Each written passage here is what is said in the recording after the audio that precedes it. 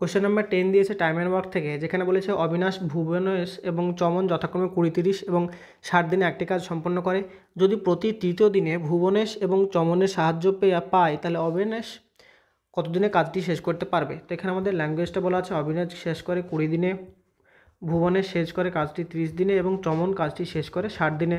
তাহলে total efficiency আমরা বার করতে গেলে 30, 20 এবং 60-এর যদি এলসিএম করি তাহলে এলসিএম বা লসাগু 60 পাবো। তাহলে এর এফিসিয়েন্সি লিখতে পারি 3, বি এর এফিসিয়েন্সি 2 এবং সি এর এফিসিয়েন্সি হবে 1। তাহলে এখান থেকে আমাদেরকে কী বলেছে দেখো, প্রতি তৃতীয় দিনে ভুবনেশ আর চমন হচ্ছে অবিনাশকে সাহায্য করছে। তাহলে প্রথম দিন অবিনাশ একা কাজ করলো, দ্বিতীয় দিন অবিনাশ একা কাজ করলো, তৃতীয় দিন কাজ করবে কে, অবিনাশ, এবং তার সাথে কাজ করবে ভুবন এবং চমন, এই দুজন তাকে হেল্প করবে।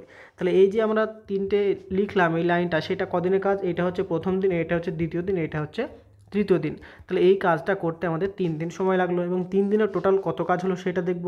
3 দিনে আমাদের হচ্ছে 3টে এ প্লাস বি প্লাস সি, তার মানে এখানে আমরা লিখতে পারি 3 ইন্টু এর এফিসিয়েন্সি হচ্ছে 3 প্লাস বি এর এফিসিয়েন্সি 2 এবং সি এর এফিসিয়েন্সি 1, তার মানে হচ্ছে 3 × 9 আর 3 হচ্ছে 12 ইউনিট কাজ হয়েছে কত দিনে, 3 ইউনিটে, সেইটা আমরা বলতে পারি।